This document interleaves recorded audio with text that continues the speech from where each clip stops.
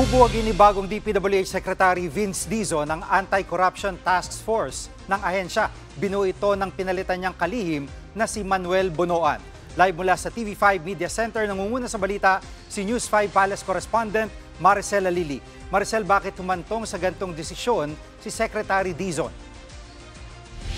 Gigi, malinaw ang paliwanag ni Secretary Vince Dizon nang matanong natin siya kanina kung bakit na desisyon na i-abolish na lamang itong Anti-Graft Task Force na binuo ni dating Secretary Manuel Bonoan para imbestigahan yung hanay ng DPWH. Ang sabi dyan ni Secretary Vince Dizon, tingin niya hindi naman nararapat na yung mismong DPWH ang mag-iimbestiga doon sa kanyang hanay. Pero nauunawaan daw niya dahil ito naman daw task force na ito ay binuo ng dating kalihim nung panahon na wala pang binibigay na anunsyo si Pangulong Bongbong Marcos tungkol doon sa pag-establish ng Independent Commission. Pero ngayon daw, na mismong si Pangulong Marcos na yung nagsabi na bubuo sila ng Independent Commission, mas maigi daw na respetuhin na lamang ito at hayaan na lamang yung Independent Commission na mag-imbestiga tungkol dito sa sinasabing anomalya sa mga flood control projects. Ang sabi ni Secretary Dizon, lahat daw ng mga impormasyon na nakalap ng task force na ito na kanyang bubuwagin ay dadalhin na lamang daw o ibibigay sa Independent Commission para makatulong sa investigasyon. Yung tungkol naman sa mga lumulutang na balita na baka raw makasama si Baguio City Mayor Benjamin Magalong dito nga sa itinatayong Independent Commission. Sabi dyan ni Secretary Vince Dizon, welcome yan sa kanya kung totoong araw yan. Pakinggan natin ang pahayag ni Secretary Vince Dizon. With all due respect po sa mga officials nagbuo ng task force, hindi po ako naniniwala na ang organisasyon dapat imbestigahan ang sarili niya. Hindi po ata tama yun. Ibigay po natin sa Independent Commission ang responsibilidad at authority to investigate. At Maricel, itong sa Independent Commission, si Mayor Benjamin Magalong, confirmed na magiging bahagi ng Independent Commission na ito? Alboy, Gigi, yan nga yung kinukumpirma na namin kanina kay Pangulong Bongbong Marcos. So tinanong namin siya kung totoo bang kasama si Mayor Magalong dito sa Independent Commission.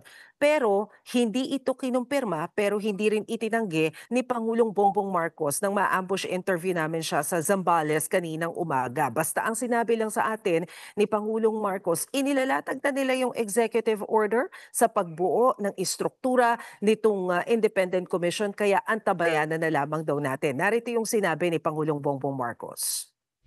I don't want to talk about it until buo na. Hindi pa namin nakukuha yung plan ko. But we'll talk about it. Malapit na yan. Very, very soon. Pero Gigi, ang binigyang diin ni Pangulong Bongbong Marcos, napaka-importante nitong Independent Commission, lalo na kahapon nabanggit nga niya na as early as now may naririnig na naman siya na parang nagsingit na naman doon sa 2026 proposed budget.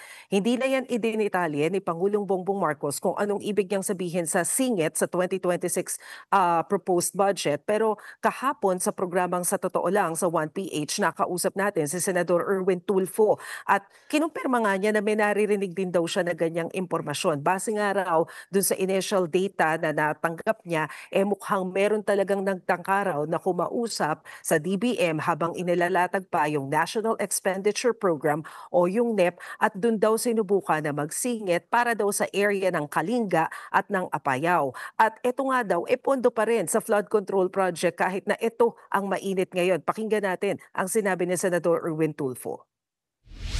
Habang ginagawa siya sa DBM na insert na siya, sino kaya yung bumulong?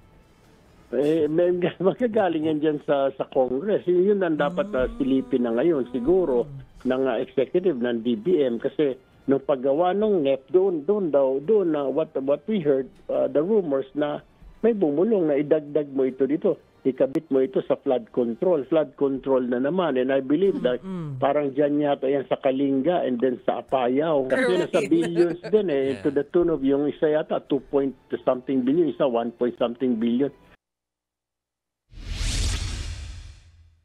Gigi, pero linawin lang natin na nauna nang sinabi ng ilang mga akusasyon laban sa kanila at ongoing din naman ang investigasyon. Balik sa iyo, Gigi.